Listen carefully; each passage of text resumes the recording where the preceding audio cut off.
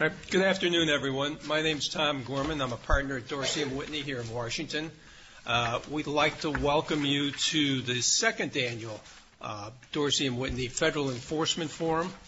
We started this program about a year ago with the idea that almost any company, even if you're not a public company, but almost any company doing business these days in the United States, sooner or later will run into some of our friends here in town.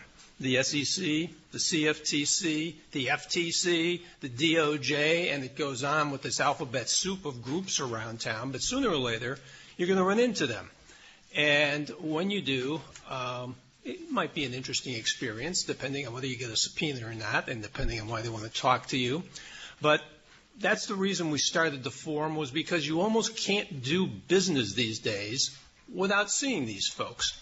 So we thought we'd start this forum, and each year we'd try to present different panels that would review topics that would be of interest to people out there who encounter some of these agencies. And today we're going to do three panels. This one, the first one's going to start with the SEC, and we're going to take a look at some of the current issues that the SEC's dealing with. The second panel that Joe Hall will chair is going to look at the CFTC and FERC and really focus on manipulation cases that they have been bringing, which, interestingly enough, overlap a lot with the securities cases that the SEC has also been bringing over the years. And then Joe Liniak is going to chair the third panel, which is going to look at federal financial institution regulation and the kind of enforcement and things that those folks are doing. So you get a broad array of some of the agencies and what they're doing here in town today. For the folks in the room, if you have questions as we go along, we're happy to try to answer those. The people online, I think you have to send them in and they get answered. Or I think if you send them in, somebody brings them up to us, something like that. So that's the overview of what we're going to do today. The first panel here is going to focus on the Securities and Exchange Commission. We have with us, we were supposed to have Mr. Quaadman, who is from the U.S. Chamber of Commerce, but masquerading as him is Jack Katz, who works with the Chamber a lot and for a number of years served on the staff of the Securities and Exchange Commission as the Commission's longtime secretary. So he has an incredible institutional knowledge of the SEC and their workings and what they do. Sitting next to him is Genna Garver, who is in our New York office. Genna is the lady that at this firm, if you need to know about investment advisors, and if I need to know, I call Genna, and Genna tells me what to do. So if you need to know something about investment advisors, you ask Genna. And sitting and not in the chair at the end, but hopefully will be, is Paul Glenn. He works with the Investment Advisor Association. Their board meeting is going on in the room next door as we speak, and it should be breaking, and Paul will join us there. Paul's intimately involved in a lot of the rulemaking procedures and other things that are going on with investment advisors. And before then, he served for a number of years on the staff of the SEC. So we have a deep bench of people here that know about the SEC, work with the SEC. And with that, we'll start to take a look at some of the issues. And we're going to really focus on three basic areas. One, it's hard to do a securities panel these days without talking about Salomon and insider trading and tipping, because the Supreme Court has the chance to maybe rewrite all the law in that area. So we're going to start and talk about that for just a minute. Then we're going to move on to investment advisors, where there are a number of issues that are teed up. And for those of you who were at SEC Speaks last week, Chair White mentioned that not only is the SEC a disclosure agency, but it does substantive regulation, and they're going to focus on that this year. And one of the areas she pointed out was investment advisors. And then the third thing we're going to turn to then is the question of venue, which has become a hot topic and a very litigated topic. Where the SEC venues its enforcement actions, are they going to be in federal district court, or they're going to be an administrative proceeding. And the Chamber in particular has legislative proposals out there and comments on proposed rule changes for some of these, and has been very active in looking at that issue. So we're going to try to walk through all of those issues in the next few minutes. So let's start with Newman and Salomon. Cases I think are particularly interesting, and I think pretty much anybody who's looking at insider trading these days has to really look at these. Newman, of course, was, and these cases, by the way, that we're talking about, and most of the things we're going to talk about are in the materials. There's some materials that lay out most of this stuff for you. But just to quickly review, Newman was an insider trading case, like one of the many that was brought by the Manhattan U.S. Attorney's Office over the last several years. It was a tipping case in which Todd Anthony, the two defendants, were third or fourth level tippies. And the question really came down to, and the way the case was tried, was what did they know about the breach of duty from the insider, and did they get a benefit? At trial, the U.S. Attorney objected to giving jury instructions on personal benefit test out of Dirks, so Judge Sullivan didn't give them. And they were convicted and went up on appeal. And one of the key lines in the appeal to me resonates right back to Dirks, because the judge says, or the panel says rather, never has a criminal case been brought against such remote tippees. And I think that's really the theme to Newman. And that really was the theme to Dirks. If you recall, Dirks really was a tipping case, and the court wrote the personal benefit test into insider trading law in an attempt to shield analysts from possible negligent tips, accidental things like that. And I think I read Newman as being an effort to resurrect that test and do the same thing so that remote tippees who get handed down information as it was here, and the court reviewed the information ad nauseum in the Second Circuit's opinion, said there's nothing here. So the government, of course, protested, couldn't get it reviewed by the Supreme Court. So you fast forward to the Ninth Circuit and you wind up with Salomon, which is a similar case. It's an insider tipping somebody who then tips somebody. So you've got a third-tier tippee, not quite as remote. But the question became how much of a personal benefit, how much of a quid pro quo did that person have to know about? Some people think that Salomon watered down Newman. Some people think that it applied Newman. Some people think it just applied Dirks, which is what the opinion actually technically says. So the question for the Supreme Court is whether or not they're going to affirm it. They could overrule Dirks, or they could do something else. Any thoughts on this comment? You want to go first? Sure. Okay. I'll be the first one to start throwing stones. Insider trading and the law of insider trading, I think, is one of the most twisted, convoluted conundrums in the federal securities laws. Come on, tell us how you think. Yeah, I know. Now I'll be stronger.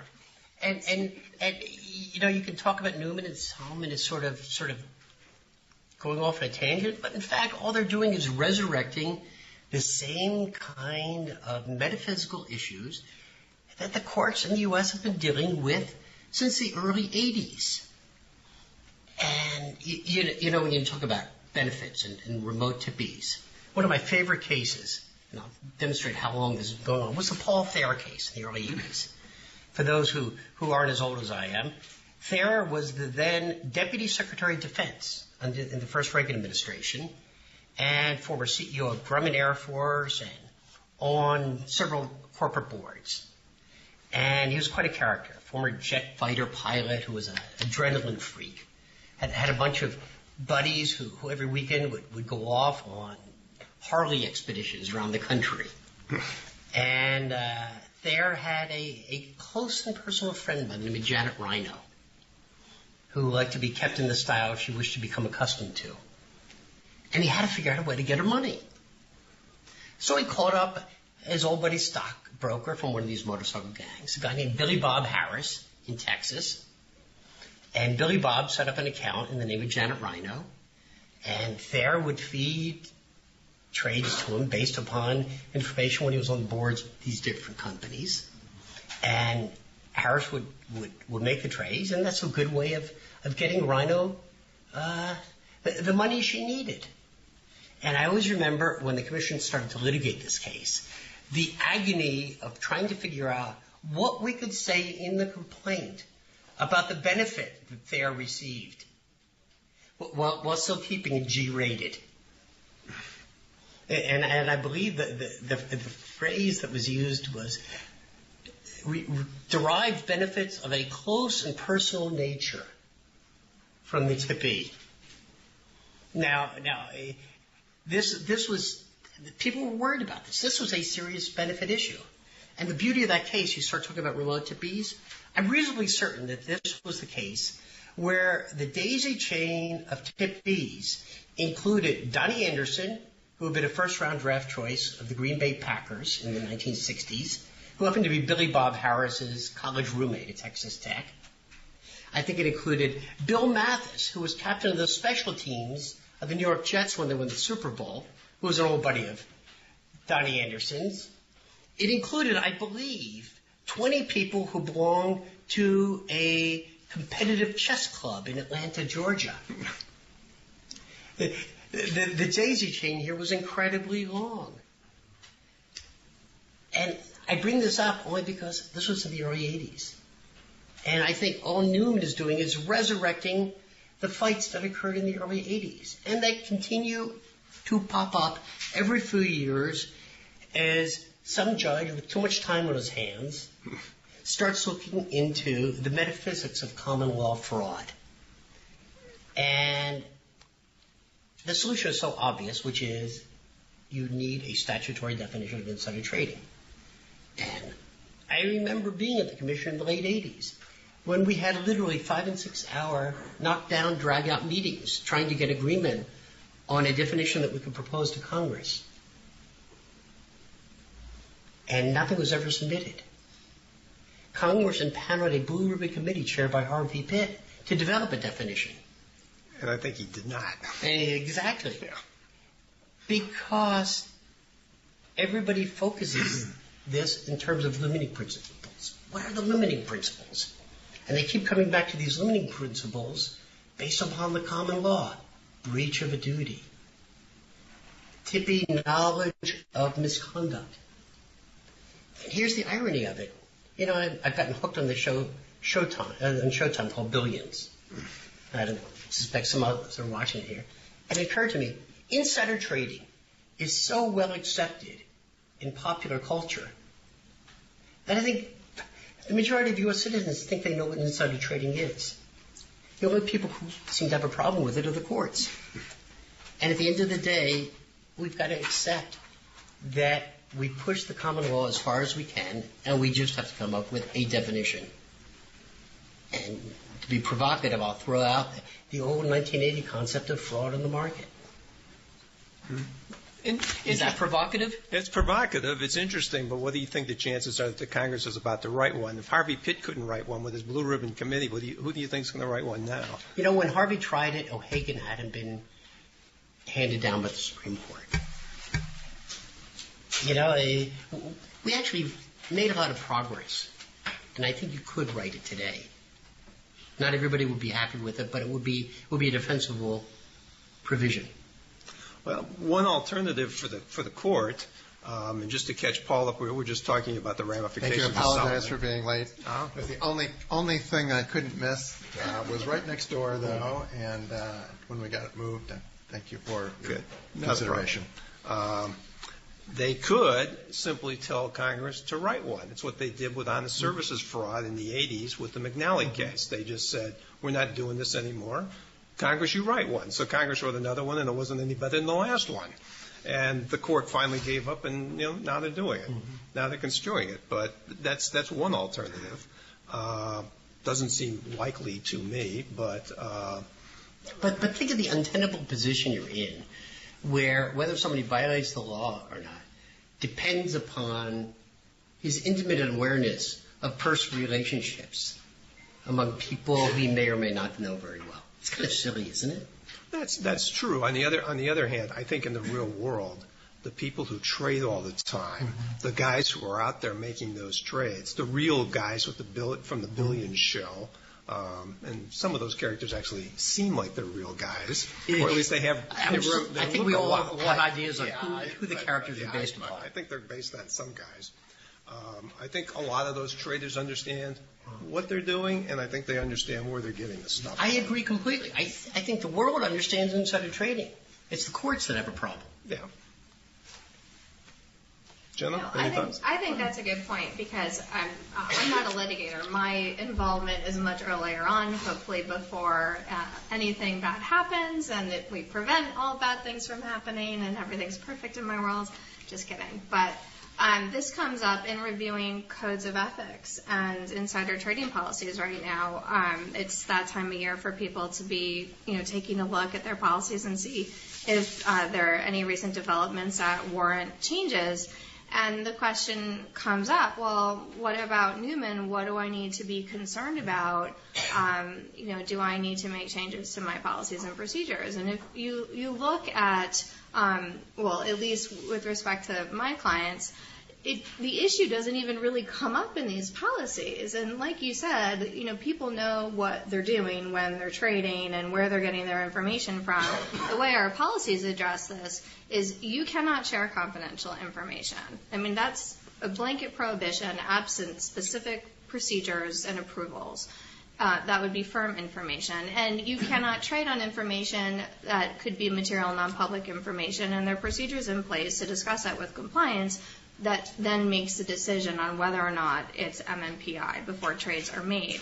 So getting into these academic exercises doesn't even really seem to occur when things are functioning properly from our perspective.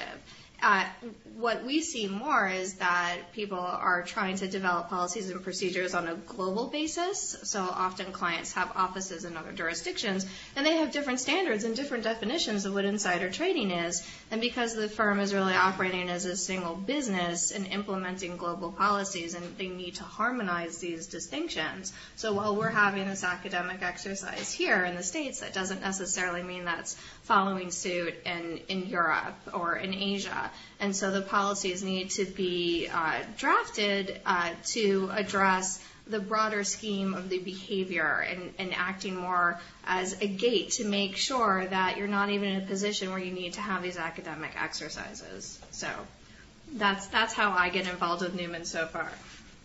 And I would agree with Genna. I think a lot of when you're dealing with, let's say, an investment advisor or something, you are trying to prevent certain behaviors.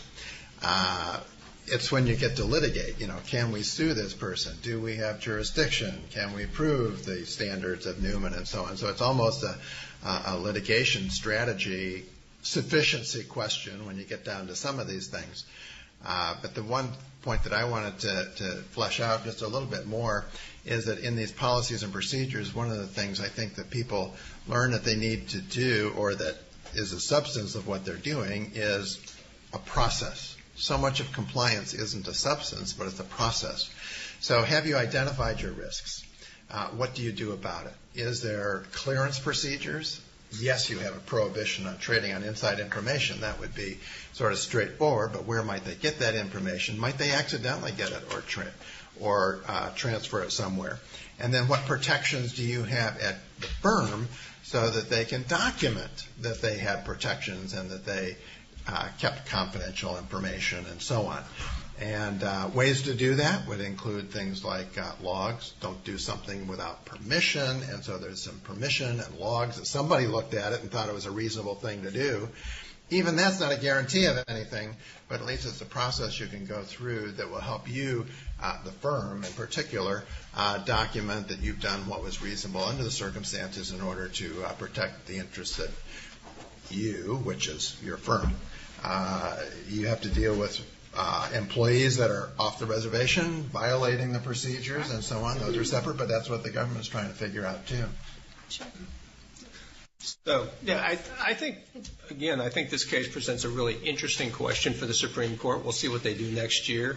I don't think they're about to overrule Dirks. If you take a look at Halliburton 2, where they were asked to overrule Basic, they really wouldn't get close to it.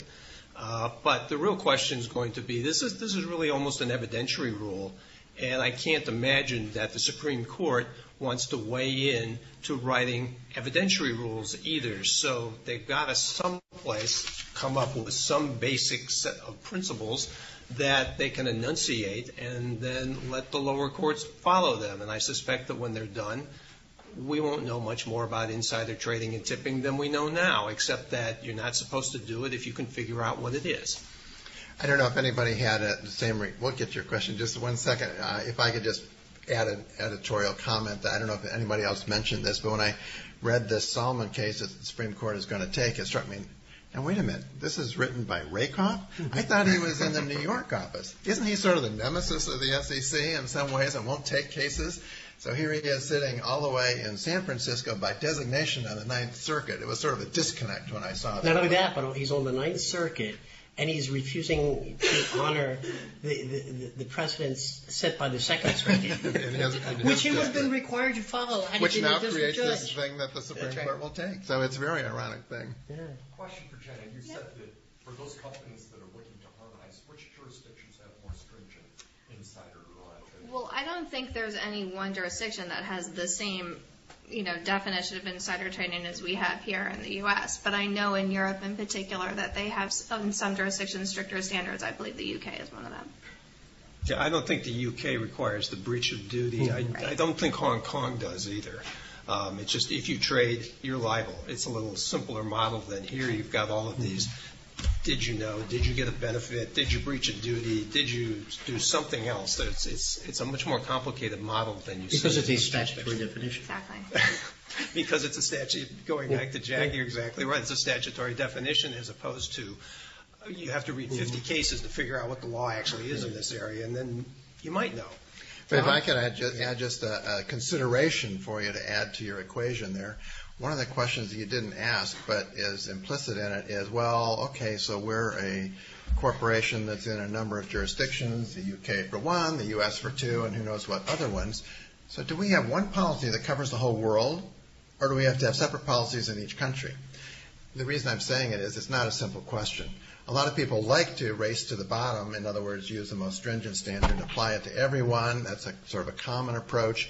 But then again, sometimes it can be sort of unworkable. And you may find that it's better to have different standards in different countries to deal with those, their vocabulary, so to speak, the way they describe all the issues you're trying to protect against. So that's something to consider as you're in different jurisdictions. Tom, which way is best. I have a question for you. About who else was in there? No, what now? How do you read the tea leaves of Supreme Court refusing to take up Newman, deciding to take up Salomon, and the loss of Justice Scalia now? A couple things. I think they didn't take up Newman because Newman has no record. The Second Circuit made it really clear there were no facts there. Judge Sullivan in the district court didn't give the charge.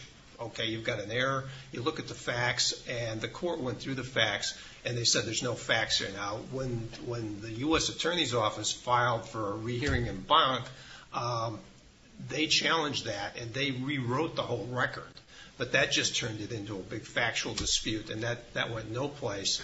They claimed they had the evidence, but the Second Circuit says not so.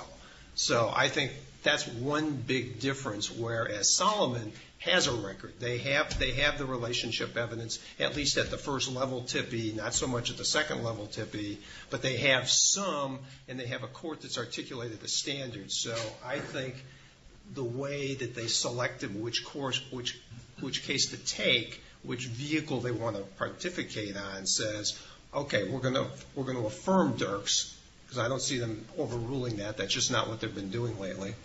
And this gives them the record to talk about. So I think you're going to see some sort of definition of personal benefit because they're not going to take out Dirks.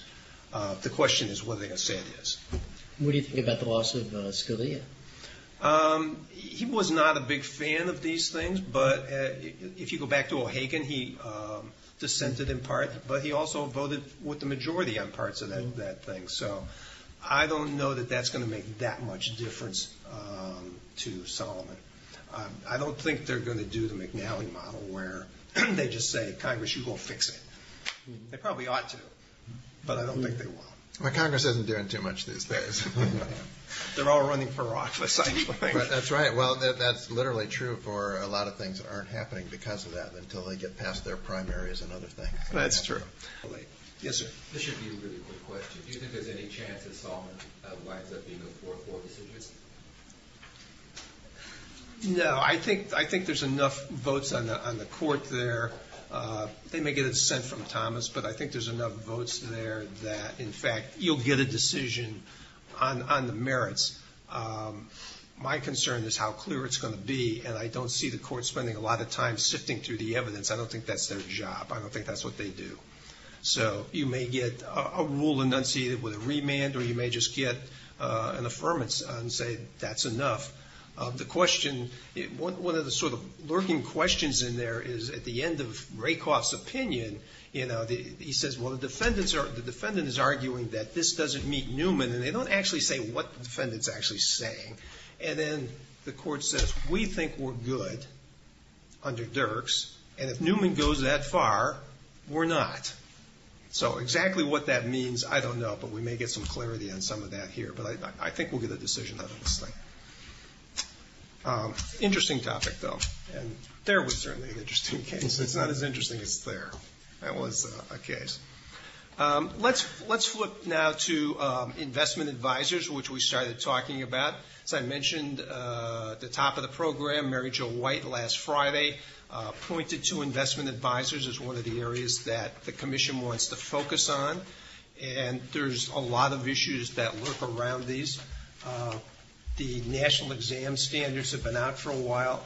I didn't read them as being anything except same old, this is what we saw last year, this is what we're going to do this year. So if they're going to focus on this, why do we have the same old standards? Anybody got thoughts about this? Well, one of the things is that there's a few less. In other words, it's just a little bit more focused. So that's one. And two, they are things that can generally be applied sort of across the board to registrants with the SEC, broker-dealers, investment advisors, transfer agents, and whatever else registers with them. And so that's why you'll see things like cybersecurity, which is a very key one, retire initiatives, so that focusing on seniors, that's a focus in both Congress, the state legislatures, NASA, North American Securities Administrators Association, and others are working for watching out to protect, I guess, the baby boomers' monies that they've saved up all their lives for, and nobody gets any interest anymore. I mean, zero these days interest, but and then some of the other ones are branch supervision, fee arrangements, reverse churning, and a new one is ETFs and sales of variable annuities to pay involving public pension funds. So those are some of the things that I would note. Yeah, so my clients, like I said before, most of them are their sponsors to private funds, and so the topics that came up were, again, sort of the same old, but this, I think, more focused view is really you just absolutely have to look at these issues now, and if you haven't resolved them by this year, I mean, that they are just drilling this point home. My clients are really focused on fees and expenses, cybersecurity, and anything that's come up in the past year, it's like this is housekeeping time. I also mentioned that this time of year, everyone's really brushing everything up. But I think we did get some clarity. People have been a little confused on what's going on with private fund exams. So we had the presence exams for 2 years, and then we had never before examined advisors on the list, and now private funds are back on the list, which explains why private funds were still being examined. But, they are very focused exams. Some of my clients are getting examined really on one topic. That's how laser focused they are. But again, we're seeing the same themes over and over and over again. So I look at this as really a to-do list. If it hasn't been done yet, it really needs to be done. You need to review fees and expenses. Like I said, cybersecurity, I think people are still struggling with a little bit, especially chief compliance officers who may not be as IT savvy like I'm. For me, I can barely turn my computer on without assistance, so that one can be a bit of a stretch for compliance officers. I think we're still seeing a lot of work in that area. Gifts and entertainment, and this piggybacks to the pension plan advisors, not just in terms of having a general gifts and entertainment policy for all your clients, but certain of your advisory clients may warrant special treatment in terms of gifts and entertainment, especially for government procurement reasons. So I think they're more focused on that now as well. I think another point that I can't stress enough, I know Tom and I have worked on this year, is just dealing with the data requests. I think clients really need to be aware of the increased burden in responding to document requests because of their use of data analytics. The amount of data they're asking for is astronomical. I think someone recently said it was like the size of the Library of Congress in one case. So you really need to have good procedures for producing data. And that, I think, really deserves a bit more attention this year. Looking at your software programs and examples of document requests and the types of data they've been requesting to see, could you even respond to this? What would it take to respond to this? Do your software programs speak to each other where you can provide it in a comprehensive format? Do you have people designated who could actually pull this together and do it relatively quickly? Or would you need to bring in a third-party consultant to help do that? We've definitely gone through this with clients on the advisor side and the brokerage side. So that is something that I would definitely put on the top of the to-do list along with exam readiness, but being able not just to produce your usual books and records, but large volumes of data, and also figure out the best approach for handing documents over or data over that you may not necessarily be able to analyze before handing it over in the same manner that the SEC could. Well, a lot of people have been complaining that while OC has these programs, they're actually sort of the front end of enforcement now. So, which would change things, because if you're dealing with the division of enforcement, you obviously would approach the matter one way. That's not supposed to be how you approach an exam. So is this changing the way these things work? I can definitely talk about this for hours. No, we all can. We had a really good conversation about it last week. Well, just to take a stab at some of it, it probably is the front edge of enforcement, and one of the frustrating problems for people dealing with it is overlaying that with Mary Jo White's broken windows theory. In other words, there's no case too small to bring against you.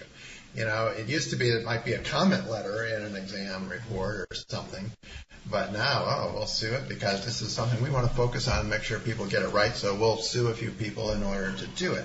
The one case that is, I don't know if it's on our list or not, but it ties into what I call the big data, is the Wellman case, the Wellhouse, and Associates, where it was considered, they accused them of cherry picking. And it used to be that the SEC, when they'd come into exam, they'd ask for a couple of weeks of trading and a handful of stocks.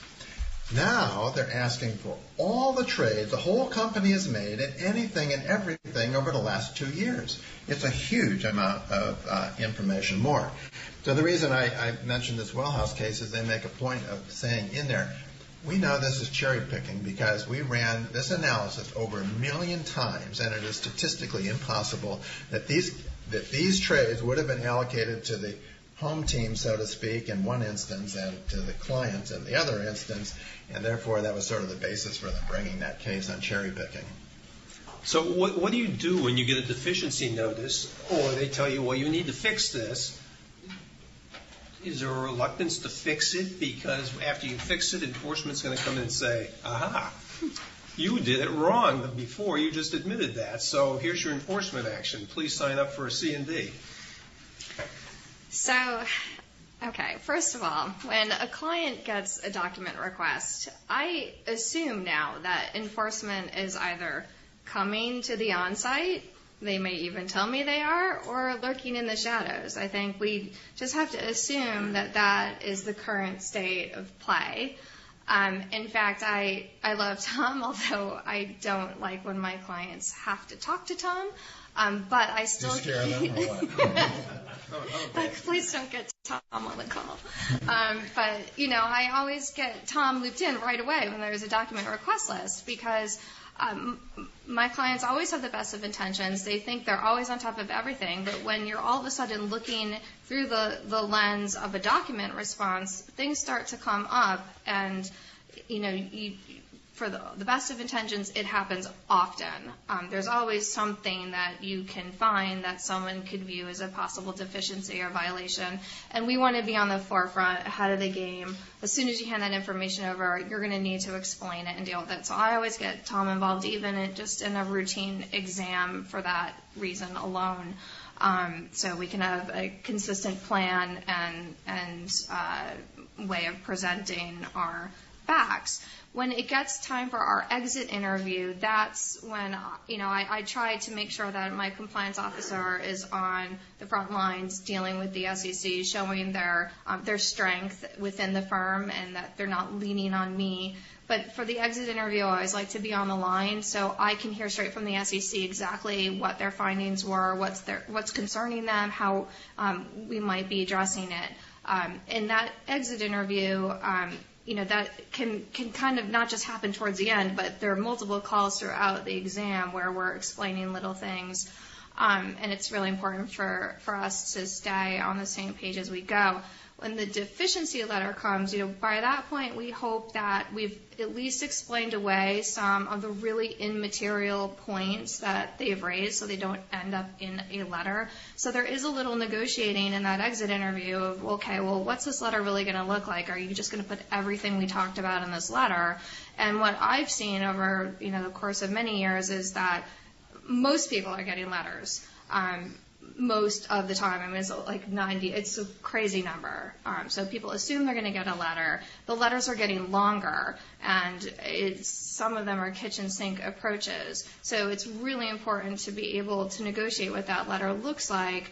The response to the letter is what gets difficult sometimes. So we had a pretty difficult situation 3/4 of a year ago that Tom was involved with me, and we had a client that was dealing with a deficiency for how they maintained physical certificates under the custody rule where the client was not subject to an audit and could not do an audit. And there is not great guidance out there if you don't fall into an exception for holding those physical stock certificates. There is not good guidance on the procedures that you should have to safeguard those securities with a qualified custodian. And so we were more than happy to fix the situation. We obviously were not arguing that we should continue business as such, but we thought of everything we could possibly do, and I felt like we were negotiating against ourselves, trying to come up with a good solution, and the examiner kept telling us that the staff is not providing guidance on this point at this time, and it sounded like a good solution to the examiner, and that we should put that in our deficiency letter, but we could not get any assurances that a different examiner at a later point in time would not take a different opinion or have a different opinion, or that enforcement, if this should come up later, would also not have a different view. And that was a very frustrating situation because, we're trying to do the right thing. There is no guidance. We're getting no suggestions or feedback or comment on our approach, and it's, we'll see how this pans out. And, that is not a good situation to be in where, advisors are trying to do the right thing and are willing to do what is necessary. And some of it is just coming up with, procedures, literally designing procedures. What are the possibilities? And, that I think has been frustrating. And I'm going to let Jack talk about something we talked about last week before I comment on that because, first of all, I don't want to steal your thunder because this is an excellent point. So, about the financial penalties. All right. You see, the advantage of being retired is I can say what I really think. We were talking on Friday, and I made the comment that I've been on panels after the passage of Sarbanes-Oxley. And Sarbanes-Oxley, the big bugaboo was 404, the internal controls provisions. And I spoke once at a panel where I said, if the SEC was subject to the internal controls requirements, it would fail miserably. And what Genna is describing the OC program is, I think, one of the really serious problems in terms of internal controls at the SEC. And let me very quickly give you a touch on this. If enforcement begins an investigation and they find there's violations, they can't just tell the other side you broke the law. They have to litigate or they have to negotiate a settlement. If they negotiate a settlement, it has to go to the commission. And it's only after the commission votes that there is a document that says you broke the law. And the basis for that is either a negotiated settlement or a litigation. Compare that with a deficiency letter from OC, where staff decide, based on the investigation, that you broke the law, and they may, as a result of that, say, we think you need to refund $5 million into the portfolio account under management. And they are, in essence, making a finding of violation and imposing a penalty. Hasn't gone to the commission, hasn't been subjected to litigation. And if you are the subject in the investigation, you really don't have any choice, because the alternative, if you disagree with them, is they say, oh, we're going to shoot it over to enforcement. You got an enforcement problem now, which is obviously not a desirable outcome either. The net effect being that you have staff making fundamental determinations of guilt and sanction with no internal control over the entire process. And I think that is a serious problem. So, last week, Jack and I were speaking, and he calls this the financial penalty imposed by OC. And, I've actually seen this play out, and beyond situations where we have financial penalties, again, there are implications for what goes into a deficiency letter. And so I call this a reputational penalty, because a lot of my clients have advisory clients with certain information rights where they're to be notified as to what types of deficiencies are found on routine exams. Now, that is obviously not every situation. That is a very special information right. But it also comes up in RFPs with institutional advisory clients. What deficiencies have you received on recent exams? Obviously clients are not just sending along their deficiency letters. I wouldn't want that. But often you do need to explain your current regulatory situation and deficiencies that have come up. So if immaterial items end up in deficiency letters, clients that are otherwise running a pretty solid compliance program end up looking like, oh my goodness, they have so many issues. They're listed here for me. And that is a reputational risk, and a reputational penalty similar to Jack's financial penalty. So it is important to really get a hold of the exam process and make sure that what's in the deficiency really should be in a deficiency. And I want to make sure I give Paul a chance to talk about this. Let me just mention two things that hopefully are of a practical nature. Maybe you have heard of these or maybe you haven't, but it keys off this notion that the SEC doesn't always know everything that they're doing. In other words, the examiner staff don't know necessarily what the policy people are doing or where it's going. But two issues are sort of percolating their way to the surface, and we may see some guidance on it that have been causing people a lot of trouble. One is the standing letters of authorization. So if you have a client and he says, look, I'm going on vacation, I want you to pay this mortgage. Well, if there's a certain amount of specificity, it might be clearly agency, but if it gives you authority to pay any of these bills whenever they come, then you've got custody over the account. Well, so what standards you have to use in order to find that it's acceptable or not, and work is going on between the principal custodians that have to do some of this stuff and the advisors and the SEC. And so that's one issue that is being addressed. I'm just telling you about it because it's something that could be of concern to people. Another one that's sort of similar to it is transfers among accounts. And this one might not even have occurred to you. But if a client says, look, you can, whenever you need to, move money from my the J.P. Morgan account over to my BNY Mellon account as needed. Well, I think in a clear, SEC investment advisor analysis, both of those are qualified custodians because they're SEC-regulated banks, or if it were a broker-dealer, SEC-regulated broker-dealer. They can hold the cash and securities.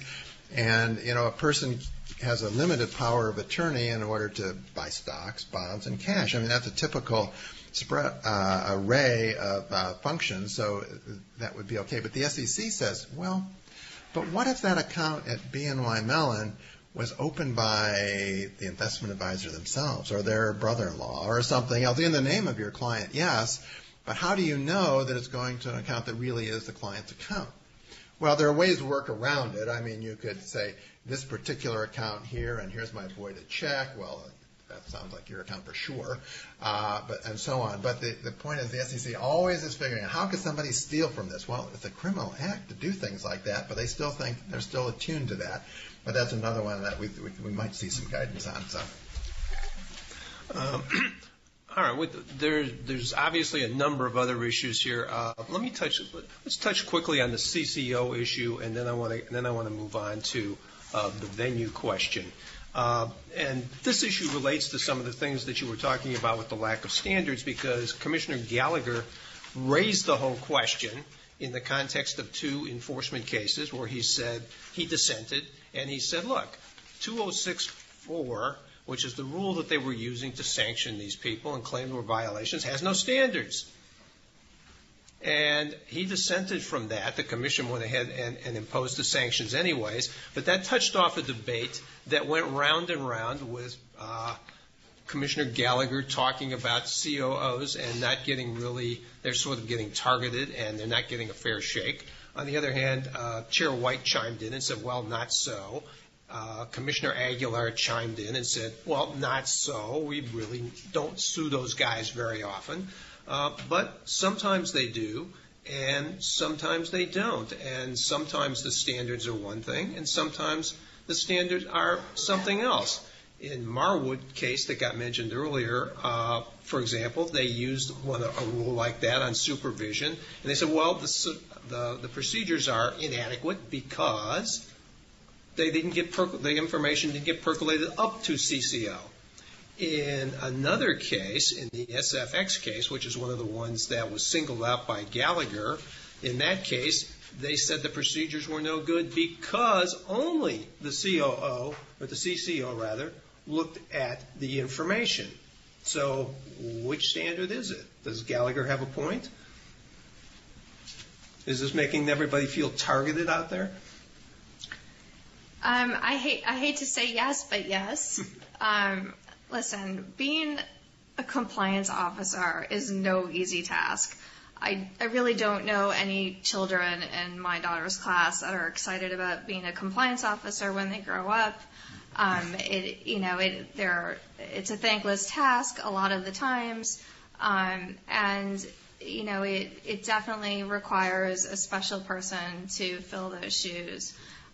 Unfortunately, a lot of clients find themselves in a position where they have compliance officers who need to wear two hats because of budget reasons, or they didn't need one before Dodd-Frank, and then after Dodd-Frank, whoever was sick that day or on vacation that day got elected or designated as CCO or drew the short straw, just didn't step back when everyone else did, whatever it is. It is a difficult job. A good compliance officer would be concerned because the job deals with significant risks, and I think it is in fact one of the most important jobs in the firm, because the liability is so significant that if you have a material violation, the firm shuts down. And I don't know how they sleep at night. This is why I'm outside counsel. But I do have a tremendous amount of respect for them. And I think the difficulty is, yes, most advisors out there have very thoughtful compliance officers and go through a process in making determinations as to whether or not they can approve, for example, personal securities transactions or outside business activities. But again, like I had mentioned with the custody issue, it's when is enough enough? How do you know that you have actually done what you're supposed to do? And I think the concern is if we move towards more of like a negligence standard where you didn't do something, like someone can come up with another approach or a better approach or an additional bell and whistle. Is that the end of your career? And I think that is the stress they're really under at this point. My job literally all day long is taking calls with compliance officers, trying to have that discussion, go through the thought process with them. And the most important part of that is the documentation. You need to document what you're doing, so whatever standard is applied, you could say, look, this is what we were thinking at the time. We considered these things, and this is the approach that we came up with. Because someone will always be able to say, well, I would have done it differently, or I would have done this as well. It's not enough to do what everyone else out there is doing. It's about doing what's best for your firm, and it is a very difficult job. I would just add to what Genna said and then make another comment, but I totally agree with that, and that's what I was trying to imply earlier, this importance of documenting what you've done. And just saying the same thing with different words, and reach a conclusion. We think this is reasonable under the circumstances, or however you want to reach a conclusion, because the idea there is that you want to, I know I'm mixing metaphors here, but you want to move it into a business judgment area, so to speak, as opposed to a negligence or failure to do something you're supposed to do, or not to mention thumbing your nose at the law and intentionally doing something wrong. And then a phrase I sort of like to stick at the end, or suggest people do, I haven't done it myself, but and of course we'll continue to follow all the guidance from the SEC and reserve the right to make appropriate adjustments at that time. But switching then to the SEC itself, in Macbeth, Lady Macbeth said, I think that was, well, anyway, they said, I think about Lady Macbeth, I think that does protest too much. The SEC is making a point of saying, oh, no, we're not suing CCOs. But they sue CCOs. And they say, oh, but the only ones we sue are those that are actively involved in the fraud or whatever. Well, fraud, forget that. I mean, there's the standard for cases, as I mentioned before. It's not just look for the fraud and see what else violations there are. They can sue you on anything, and they do. And so there is a lot of them being brought, and they sometimes can be pretty creative in what they think participates in the fraud, like not telling somebody something that you didn't have to tell them, but they thought you should have. Is that participating in a fraud? A little flavor of that in the BlackRock case, I think. And so anyway, they try to acknowledge the importance of CCOs, the importance of the whole scheme of compliance hinges on those people and them doing their right job, and they're sort of assistant SECs in a certain sense in your shop, but the idea is that they help you all get it right. So I agree with the documentation part. I think that it is a serious concern, and it is hard to say one way or the other that they aren't focusing on CCOs because their middle name is compliance, sort of. Okay. One last topic I'd like to flip to in the last couple minutes we have is the venue issue I raised earlier. The question of the SEC shifting their enforcement cases out of federal district court and into administrative proceedings where there's no doubt they have a distinct advantage. Whatever you think their win rate is in district court, and I know they claim it's 85, I think it's more like 65% maybe. Other people think other things. In administrative cases, it's pretty close to 100%. So there is an advantage there, and they are, by all accounts, shifting these cases. They've got a raft of suits against them now, which are in the materials, so I won't take the time to go through those. I know the Chamber has some proposals on this, Jack. I thought maybe you could talk to us about them. All right, thanks, Tom. And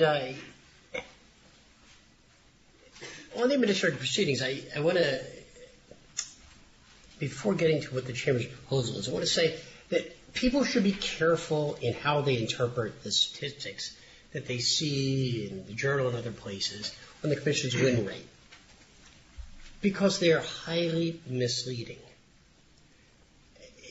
Let me explain what I mean. The Chamber published a report last spring on the enforcement program, and I worked on that report, and I actually went back and looked at every initial decision that was issued by an administrative law judge in a litigated proceeding in 2014. And there were 183 initial decisions that I looked at. But of that 183 initial decisions, 119 of them were decisions terminating the registration of an issuer for late filings or delinquent filings. These are laydown cases. One would be hard-pressed to call them enforcement proceedings. Company defunct, hasn't filed an annual report in 2 years. Guess what? Judge rules that the registration should be revoked. So out of those 183 proceedings in 2014, 119 of those were 12J termination proceedings. Of that 119, 113 of them were issued on the basis of a default order. The remaining 6 were issued on the basis of a summary judgment. So you look at that 183, you take out those 119, it's a much smaller number. Now you take that 119 that's left, and you look at the so-called follow-on administrative proceedings. Proceedings against a registered rep or investment advisor that are based not upon proof of misconduct, but the imposition of a criminal sanction or an injunction. Lay-down proceedings, and again, virtually all of these are summary proceedings. My point in all of this is that in 2014, of those 183 proceedings, only about 11 of them were what we would consider litigated proceedings. So it's a very small number. Having said that, the problems in the process are serious problems. The venue question, and we're getting the sign to wrap this up, is critical. And the position of the Chamber, a position that has been incorporated into a bill introduced in Congress by Representative Garver of New Jersey, would require that any administrative proceeding instituted involving a cease and desist proceeding where the staff are requesting a penalty, the respondent has a mandatory right to move for removal within 20 days of instituting the proceeding. I think it is an excellent idea for the very simple reason that one of the fundamental principles of American jurisprudence is the defendant has a right to a jury trial in a proceeding in which they're subject to a substantial penalty. And the current process has reversed that. The staff control whether a respondent gets a right to a jury trial by bringing it in district court or whether they bring it in an administrative proceeding where there is no right to jury trial. Now, we argued, we worked on all sorts of alternatives, but at the end of the day, anyone who has a right to a jury trial should have the right to go into district court and obtain it. The second part of the Chamber's position has to deal with substantially overhauling the rules of practice of the SEC. These rules were last substantively changed in 1994. And the Commission issued a proposal in October, that is far too little and doesn't address the fundamental problems that exist today, because the cases brought as administrative proceedings today are totally unlike anything that was brought in 1994 when the rules were drafted. Persons in an administrative proceeding should have meaningful pretrial discovery. They should have a right to take depositions. They should have a right to reasonable document production. And administrative law judges should have sufficient control over the proceeding to extend the time of the proceeding and the pretrial process to reflect the complexity of the case, the number of individuals in it, and the nature of the documents required to review. Chamber of Commerce has published a very detailed comment letter. It's up on the SEC website. And for those of you who are interested in it, I strongly encourage you to take a look at it. And while the comment period is closed, you can still submit comments. And I think this is a very serious issue. Thank you. Well, I see that we're out of time, so do we have anybody have one parting thought that you'd like to add to this before we adjourn? Or no? Don't feel compelled. I have one that's very interesting, but it'd take too long to say. I can't do it in 0 time. So, all right. Since we can't do it in 0 time, yeah, I know you have to look at the too big to fail liquidation issue, which I wanted to get to, and we didn't get to. You can talk to Paul about this afterwards. It's a very interesting issue that comes out of a commission order on liquidating funds, and it's a too big to fail issue. And Paul, I'm sure, would be delighted to tell you about that. So. Well, the reference is Third Avenue, so Third Avenue. Those of you who may or may not know about it, you probably haven't heard of it. With that, I'd like to thank everybody for coming and listening today. I'd like to thank each of the panelists for getting here and spending the time with us to share your thoughts. I found it very interesting. I hope all of you did too. Thank you.